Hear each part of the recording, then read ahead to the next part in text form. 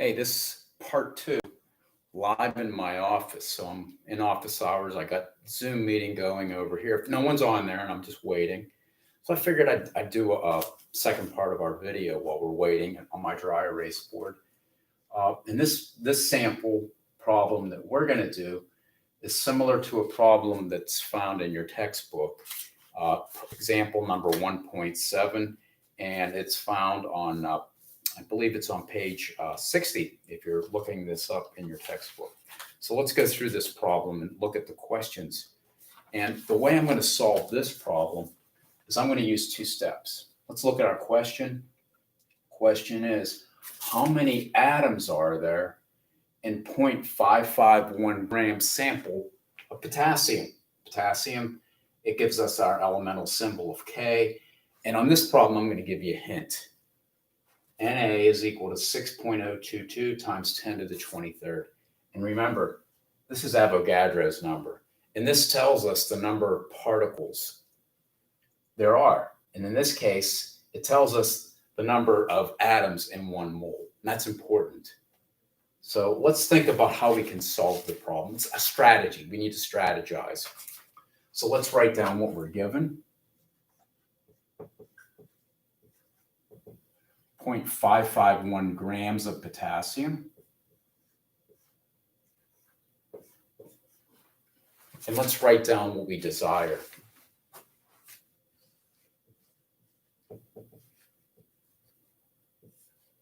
The number of atoms of potassium. That's what we want in our final answer. And let's think of a strategy using the information that's given to us. So when we strategize, we think of steps to follow to get to our final answer. So let's think about everything that we're given here. And let's also remember what this hint is telling us. This hint tells us that 1 mole of whatever we have, 1 mole of anything,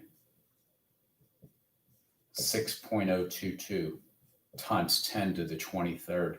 And let's think about this problem. This would be the number of atoms in 1 mole. Okay, so we also know the molar mass of potassium. If we looked at potassium on the periodic table, we would see that 1 mole of potassium is 39.10 grams. So notice the key feature here. It's the mole. The mole is acting as our connecting. It connects us from what we do in the laboratory on the macroscopic scale to how it's related to stuff that's on the atomic scale, the number of atoms. And that's important. So we're going to use this information to solve this problem by doing 2 steps. First step is, since we know the mass of potassium and we also have our relationship from the periodic table, we can calculate how many moles of potassium this sample has. Once we know the number of moles of potassium, we can use Avogadro's number to determine how many atoms we have. So this is used in our second step. We're going to use this piece of information in our first step. So let's go through how we solve this problem.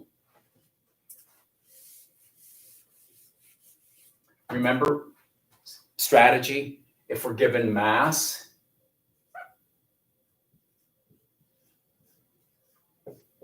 and we want to calculate the number of moles, we divide by the molar mass.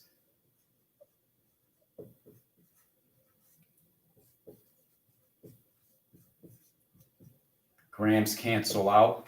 Our first step would tell us how many moles of potassium we have. And in this case, this would be 0.014,092,072.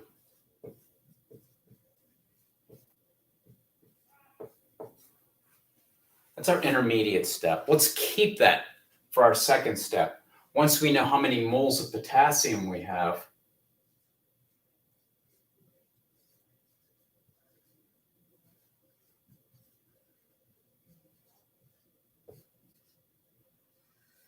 We can determine how many atoms there are by using Avogadro's number. And again, it's dimensional analysis. We said that 1 mole of anything contains 6.022 times 10 to the 23rd particles. In this case, these are atoms. Moles cancel out, and we get an answer that we're going to limit to 3 significant figures because this is the data that's limiting us. All we're doing is multiplication and division. The answer that we get, 8.49 times 10 to the 21st potassium atoms. So let's just review what we went through. When we convert the mass of a particular element to moles, we need to specify the molar mass. We need to use the periodic table to give us that piece of information. Once we know the number of moles, well, then we use Avogadro's number to tell us how many atoms are there. You could have streamlined this. You could have done this all in one step. And I advise you to start working these problems in a single step to save yourself some time. But and for the time being, 2 steps are fine. Becoming more familiar with the process is very important. One more problem.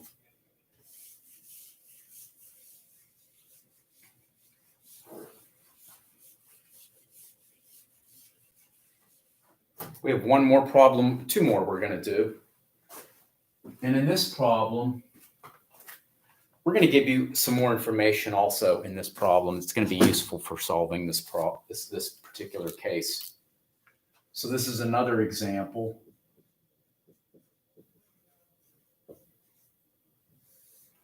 This is example number 4, I believe, for this section. What is the mass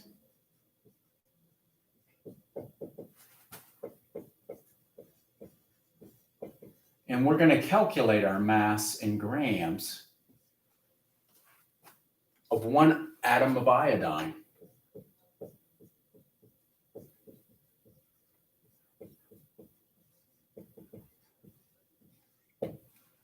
And I'm going to give you a conversion factor, and we're going to do it to 3 significant figures.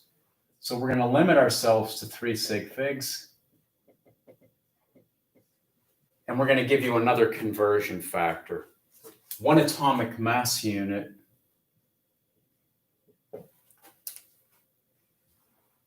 is defined as 1.661 times 10 to the negative 24th grams.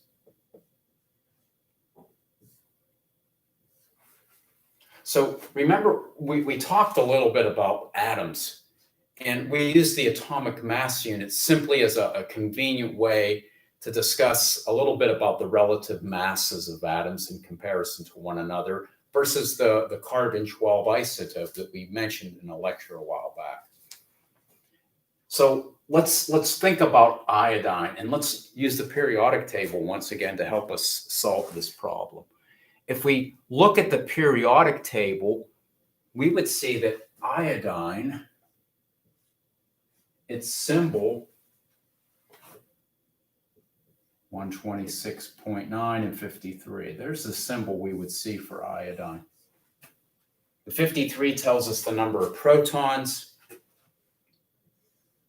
126.9, if we're thinking of a single atom, what this tells us is that 1 atom of iodine has a mass of 126.9 atomic mass units.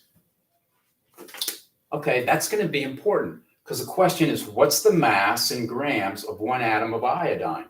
So this is the mass of 1 atom of iodine in atomic mass units.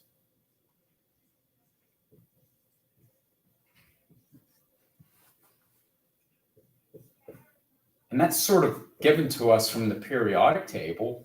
What we desire, this is 1 atom. What's the mass of the 1 atom of iodine in grams? Well, let's use this piece of information as a conversion factor. We know from our conversion factor that one atomic mass unit has a mass in grams, 1.661 times 10 to the negative 24th grams. Notice atomic mass units cancel out. We're going to get an answer in the desired units of grams that we were asking for. And as I suggested, let's limit our answer to three significant figures. 2.11 times 10 to the negative 22nd grams. And that would be our answer for that problem. One final question that was given in today's review section. And this is sort of a preview of chemical compounds that we'll be discussing more a little bit later in this course. And we're going to start simple. We're going to look at water, H2O. There's the chemical formula for H2O. And the question is, how many moles of hydrogen are in 3 moles of H2O?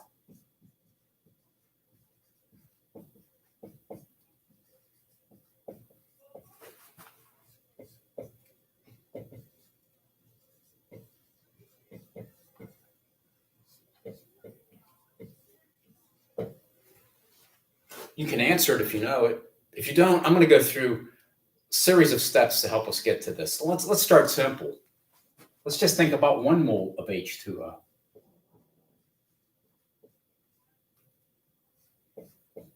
And this is where these little subscripts come into play. Really important.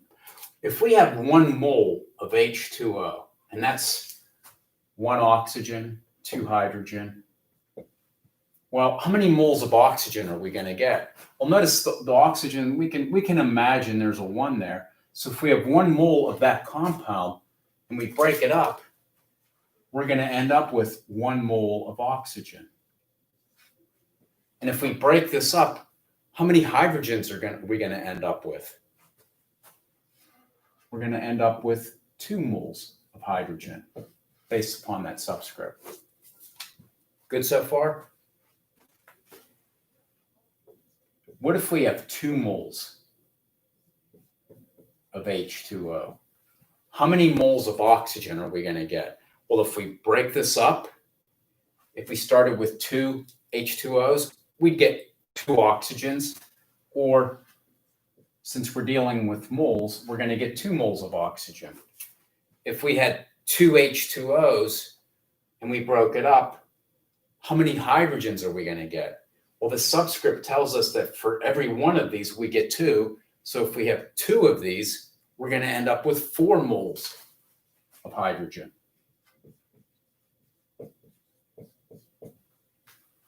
Good so far? How about 3 moles?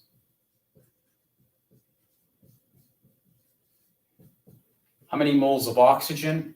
3. We got 1 oxygen. So we're going to get 3 oxygen. We have 3 moles of H2O. Each of them have 2 hydrogens.